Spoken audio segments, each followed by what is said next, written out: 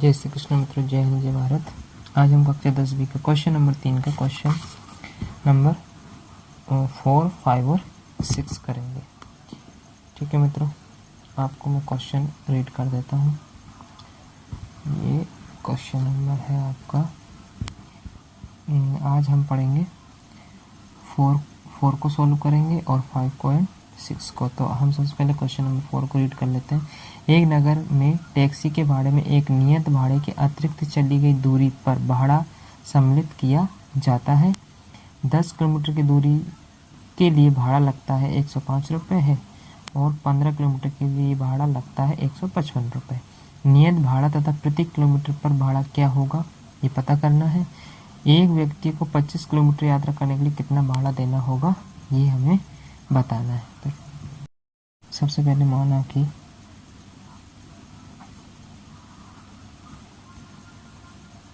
नियत भाड़ा मान लेते हैं 100 रुपये और प्रति किलोमीटर पर भाड़ा मान लेते हैं हम 22 रुपये। ठीक है, अब चलते हैं प्रश्नानुसार।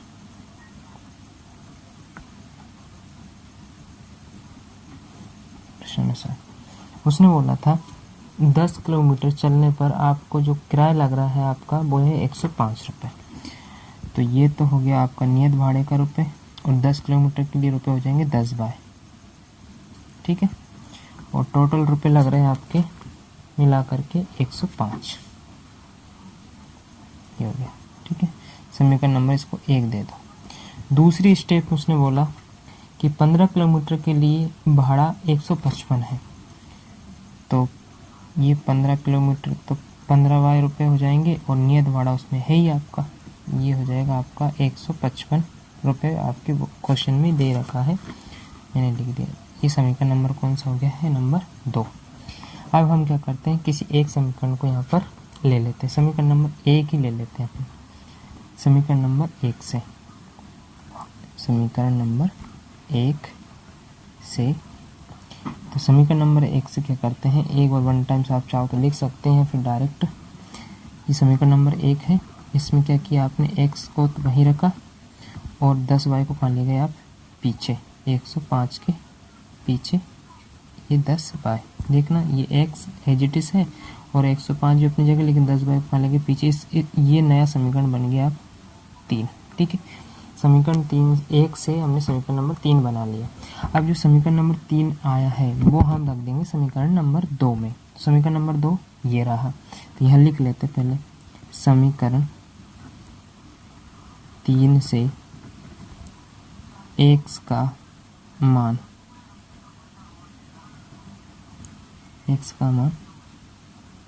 समीकरण किस में रखेंगे, 2 में रखने पर या प्रतिस्थापित करने पर। तो यहाँ देखिए आप क्या होगा अब आगे। आप चाहो तो डायरेक्ट वैल्यू पुट कर दीजिए या फिर आप क्या करते हैं, एक बार आप उस समीकरण को राइट कर सकते हैं। तो मैं इस समीकरण को राइट ना करते हुए डायरेक्ट वैल्यू पुट कर रहा हूँ। यह देखिए समीकरण 3 से ये है x का मान 105 माइनस 10 बाय, उसको अपन समीकरण नंबर 2 में रखेंगे। ये समीकरण नंबर 2 रहा। ओके, तो समीकरण 2 में जहाँ 1 से भाग कितना लग दो, 105 माइनस 10 बाय लिख दिया, ये इस x को हटा करके। अब बचा कौन, 15 बाय बराबर में 155। ठीक है, अब यहाँ देखिए 15 में से 10 गए तो आपके बचे कितने, 5 बाय। ये 5 बाय 105 को पीछे ले जाइए, किसके, 155 के पीछे।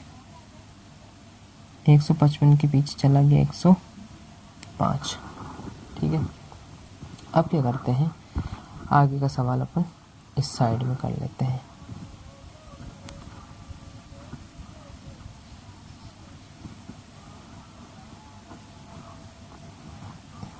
ठीक है, ये 5 बाय 155 में से 105 जाएगा तो बचेगा आपका 50। ठीक है, 50 के नीचे कौन आएगा, ये 5, कटने के बाद में कितना हो गया, ये 10, बाई काउंट कितना आ गया है यहाँ पर 10। तो ये आप राइट भी कर सकते हैं। इसे एक बार और इसको बंद कर दो। ये है मान आप किस में रख देते, समीकरण नंबर 3 में। बाई का मान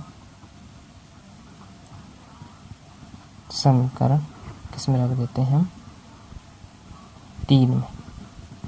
समीकरण 3 ये रहा। तो y की जगह ही रखना, मैं समीकरण नहीं लिख रहा हूँ यहाँ पर, डायरेक्ट वैल्यू पुट कर रहा हूँ। ये x बराबर 105 माइनस ये 10। बस इस y को हटा करके मैं क्या करता हूँ, ये 10 लिख देता हूँ। 105, 10 का इंटू 10 में क्या यहाँ पर हो गया 100। अब 105 में से आपके 100 चले जाएंगे, बचेंगे आपके 5। तो आपके पास x की वैल्यू आ गई और y की वैल्यू आ गई। यहाँ x माना था आपने नियत भाड़ा, तो अतः नियत भाड़ा, अतः नियत भाड़ा कितना हो गया आपका 5 रुपये। ठीक है। अब आता है प्रति किलोमीटर भाड़ा, प्रति किलोमीटर भाड़ा। तो प्रति किलोमीटर बाय था, बाय का मान आया आपका 10 रुपये। ठीक है, ये 2। लेकिन साथ ही साथ आप जो क्वेश्चन है आप उसको देख लीजिएगा, उसमें दे रखा है अगर कोई व्यक्ति 25 किलोमीटर चलता है तो उसका कितना भाड़ा होगा। तो 25 किलोमीटर का भाड़ा अपन निकाल लेते हैं, और 25 किलोमीटर का भाड़ा, तो आपको पता चल गया कि 1 किलोमीटर भाड़ा 10 रुपये है। तो आप क्या कर दीजिए, 10 × 25 कर दीजिए, आपका ये आ गया 250 रुपये। यही आपका आंसर आ चुका है। तो मित्रों ये सवाल आपका हो चुका है, सॉल्यूशन कंप्लीट हो चुका है। अगला सवाल हम ले लेते हैं, नेक्स्ट क्वेश्चन। मित्रों अगला क्वेश्चन देखिए आप, यदि किसी भिन्न के अंश और हर दोनों में 2 जोड़ दिया जाए तो वह 9/11 हो जाती है। यदि अंश और हर दोनों में 3 जोड़ दिया जाए तो 5/6 हो जाती है। तो भिन्न ज्ञात कीजिए। तो फ्रेंड्स हम क्या कर लेते हैं, भिन्न मान लेते हैं। माना कि भिन्न, माना कि भिन्न x/y। उसने क्या पूछा था आपसे, भिन्न ज्ञात कीजिए। तो अब आप भिन्न ज्ञात करने के लिए क्या करते हैं, x और y आपका, ये x तो हो गया अंश और y हो गया आपका हर। अब जैसा आप क्वेश्चन कहता है वैसा हम करते जाते हैं। तो मैं यहाँ पढ़ देता हूँ कि किसी भिन्न के अंश और हर दोनों में 2 जोड़ दिया जाए। आपके पास बुक रखी हुई, उसमें आप देख लीजिए। वो अंश और हर दोनों में क्या बोल रहा है, 2 जोड़ने को बोल रहा है। तो आप क्या करते हैं, यहाँ लिख लेते हैं पहले तो प्रश्न अनुसार, अकॉर्डिंग टू द क्वेश्चन। इसमें x में भी 2 जोड़ दिए और y में भी 2 जोड़ दीजिए, मतलब अंश में भी 2 और हर में भी 2। और क्या बोल रहा है आगे, 9/11 हो जाता है। ये 9/11 हो गया। ठीक है, आगे क्या करते हैं, इसको हम क्रॉस मल्टीप्लाई करके सोल्व कर लेते हैं। 11 का x में हो जाएगा 11x, 11 का 2 में 11 दूनी 22, और 9 का y में 9y, और 9 का 2 में ये हो गया 9 दूनी 18। 11x 9y आगे आ जाएगा, और आपका 22 का चला जाएगा 18 के पीछे। 11x 9y, 18 में से ये माइनस के 22 करेंगे तो माइनस के 4 बचेंगे, और इसको दे दी समीकरण नंबर 1। ठीक है फ्रेंड, अब क्या करते हैं, नेक्स्ट स्टेप पढ़ते हैं। अगली स्टेप में उसने बोला है कि अंश और हर में 3 जोड़ दो। तो मैं x में भी 3 जोड़ देता हूँ और हर में भी 3 जोड़ देता हूँ। फिर बोला उसने कि अंश और हर दोनों में 3 जोड़ दिया जाए तो वह 5/6 हो जाती थी। आप ये 5/6 मैंने लिख लिया। ठीक, सिर्फ क्वेश्चन को देख करके। अब क्या करते हैं आगे, अब आगे की प्रोसेस वो क्रॉस मल्टीप्लाई करना। 6 का x में करोगे 6x, 6 का 3 में करोगे तो 18, ये 5 का y में 5y, 5 दिए 15। आगे की प्रोसेस क्या होगी, 6x अपनी जगह, 5y को इधर ले आओ तो माइनस का हो जाएगा, 18 को पीछे ले जाइए 15 के तो माइनस का हो जाएगा। ये 6x, ये 5y और 18 में से 15 जाएंगे माइनस के 3 बचेंगे। इसको दे दी समीकरण नंबर 2। ठीक है, अब क्या करते हैं, समीकरण 1 या फिर या 2 को, किसी को एक को लेकर हम समीकरण 3 बना लेते हैं। तो आप चाहो तो किसी को भी आप किसी समीकरण को ले सकते। ठीक है मित्रों, हम समीकरण नंबर 1 ले लेते हैं यहाँ पर। तो समीकरण 1 मैं एक लाइन ऐसे इसको ड्रॉ कर लेता हूँ, सेपरेट हो जाएगा। ठीक, थोड़ा सा लाइट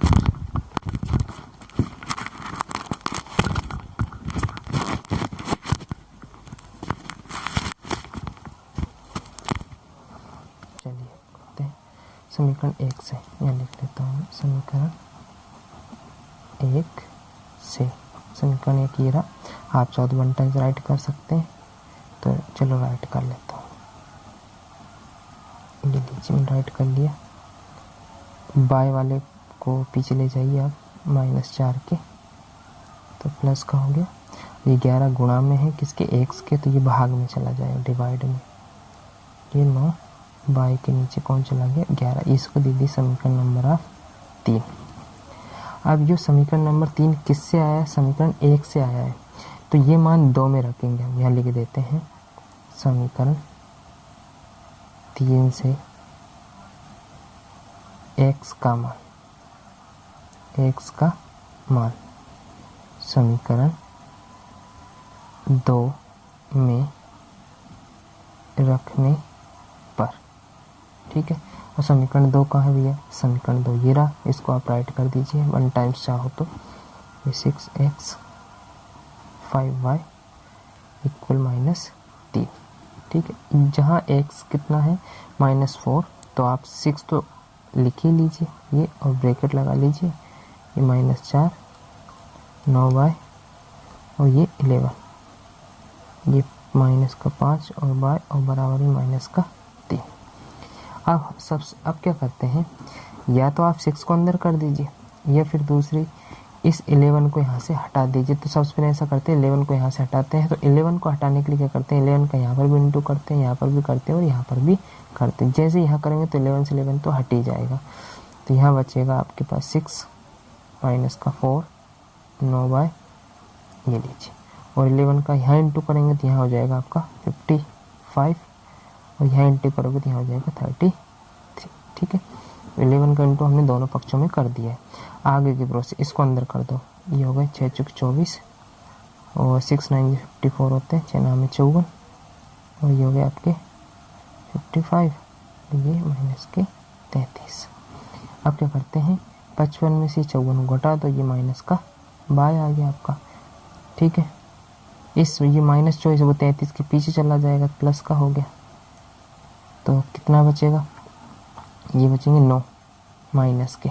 ठीक है, क्योंकि माइनस संख्या बड़ी है, माइनस से माइनस कैंसिल आउट होके बाई का मान कितना हो गया आपका,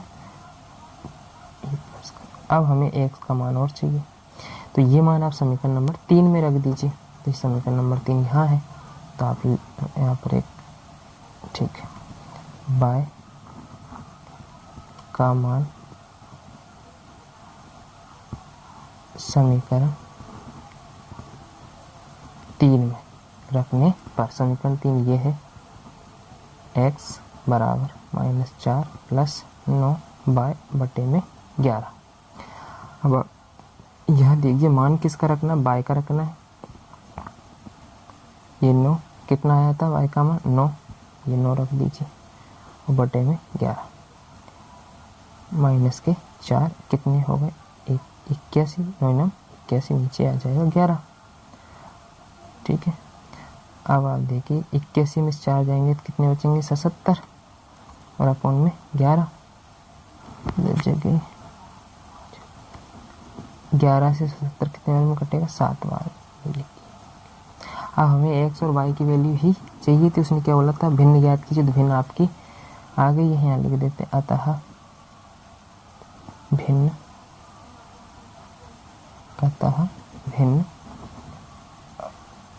x अपॉन कितनी थी, बाय ये, और एक्स का मान कितना आ गया आपका, ये एक्स का मान 7 और वाई का मान 9, यही आपका आंसर हो गया। ठीक है,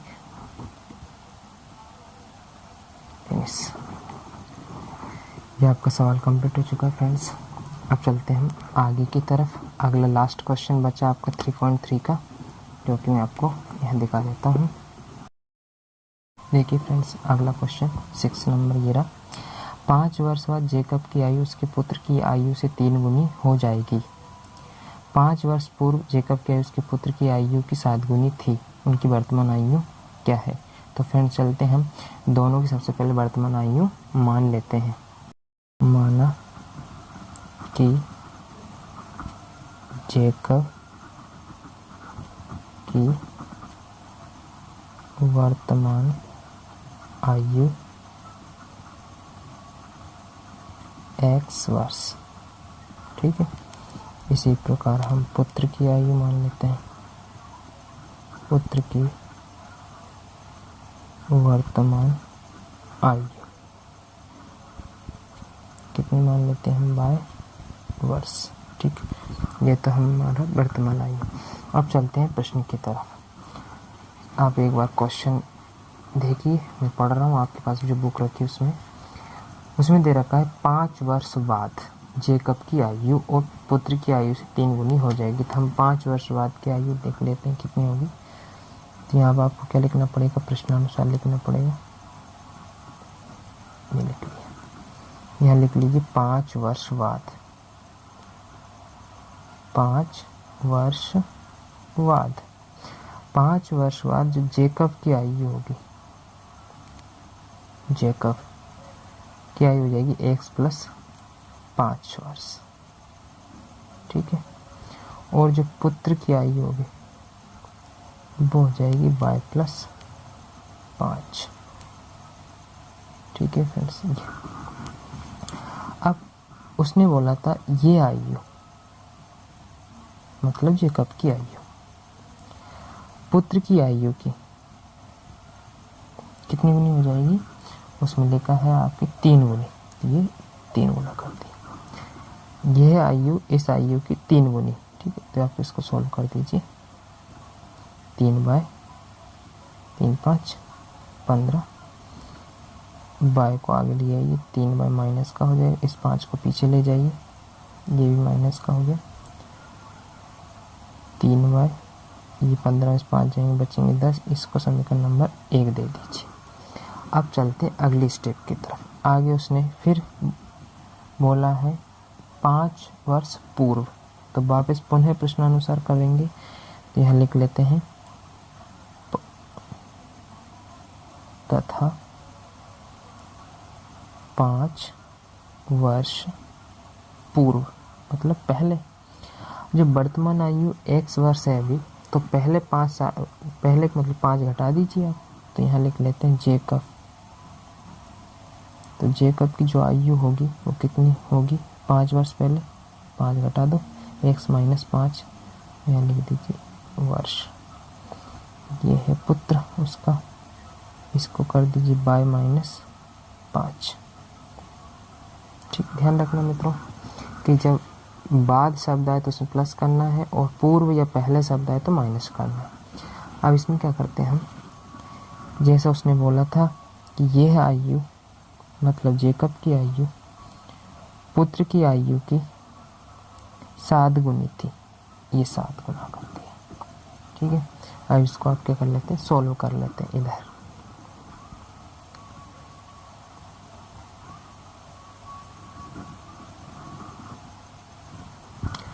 क्या दे रखा, x माइनस 5 ले लीजिए बराबर, ये बराबर ये जो 7 है ये अंदर जाएगा ये वाला, तो 7 बाय और फिर ये 5 35 हो जाएगा, 7 5 35। x माइनस ये 7 बाय को आगे ले आइए आप, तो माइनस का हो गया, 5 को पीछे ले जाइए तो प्लस का हो जाएगा वो। x माइनस 7 बाय 35 में 5 जाएंगे तो माइनस के 30 बचेंगे। इसको नंबर दे दीजिए आप 2। समीकरण नंबर 2। अब हमारे पास समीकरण नंबर 1 भी आ गया और 2 भी आ गया है। अब कोई भी एक समीकरण आप ले लीजिए, तो मैं समीकरण नंबर 1 ले लेता हूँ। समीकरण 1 से क्या करते हैं, इस 3y को पीछे ले जाते हैं हम 10 के, तो पीछे ले गए प्लस का 3y हो गया। ये समीकरण कौन सा बन गया आपका, थर्ड। समीकरण 1 से समीकरण नंबर 3 बन चुका है। तो यह जो मान आया x का वो आप इस समीकरण नंबर 2 में रख दीजिए। समीकरण 3 से x का मान समीकरण 2 में रखने पर, प्रतिस्थापित करने पर समीकरण नंबर 2 ये रहा। तो जहाँ 1 से वहाँ कितना लिख देता हूँ मैं, 10 प्लस 3y, ये x यहाँ से प्रतिस्थापित हो गया किससे, 10 प्लस 3y से। अब माइनस का 7y और बराबर माइनस का 30। 7 में से 3 गए तो आपके बचे कितने, माइनस के 4y। ठीक है, ये 10 चला जाएगा पीछे, माइनस 30 के, तो यहाँ प्लस का था, इधर जाकर माइनस का हो जाएगा।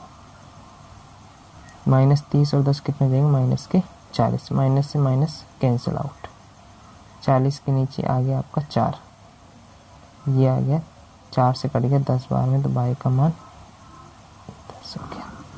अब हमें x की वैल्यू और चाहिए। तो फ्रेंड्स यहाँ देखिए, x की वैल्यू आप कैसे फाइंड करोगे, ये मान आप समीकरण नंबर 3 में रख दीजिए। तो आप चाहो तो यहाँ पे अगली स्टेप इधर से बना लेते हैं। y का मान समीकरण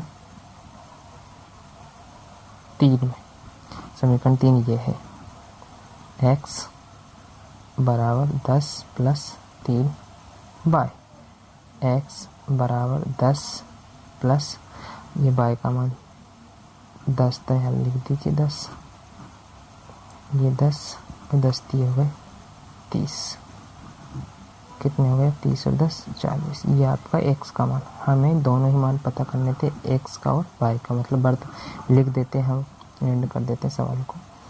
अतः हेंस जेकब की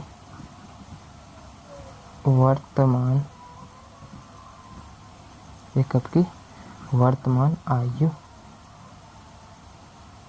कितनी है, x माना था आपने, तो x का मान कितना आया बोलो, 40 वर्ष, ये लिख दिया 40 वर्ष। और पुत्र की आयु यहाँ लिख देते हैं, पुत्र की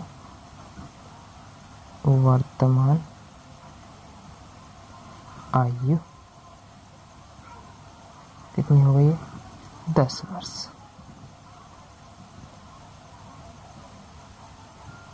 ये 10 वर्ष, ठीक है। और आपका ये सॉल्यूशन आपका फिनिश हो चुका है, यहाँ पर ख़त्म हो गया ये। और 3.3 भी एक्सरसाइज भी ख़त्म हो चुकी। तो मित्रों, माय डियर स्टूडेंट्स, ये वीडियो आपको कैसा लगा कमेंट बॉक्स में कमेंट करके ज़रूर बताएं, और लाइक शेयर सब्सक्राइब ज़रूर करें। और अगर आप इस वीडियो पर नए हो, चैनल पर नए हो, तो आप बेल आइकन में प्रेस करें, जिससे कि मेरे नए आने वाली वीडियोस का नोटिफिकेशन आप तक पहुंच जाए। अगली वीडियोस तक के लिए धन्यवाद आपका। जय हिंद, जय भारत, जय श्री कृष्णा, गुड नाइट।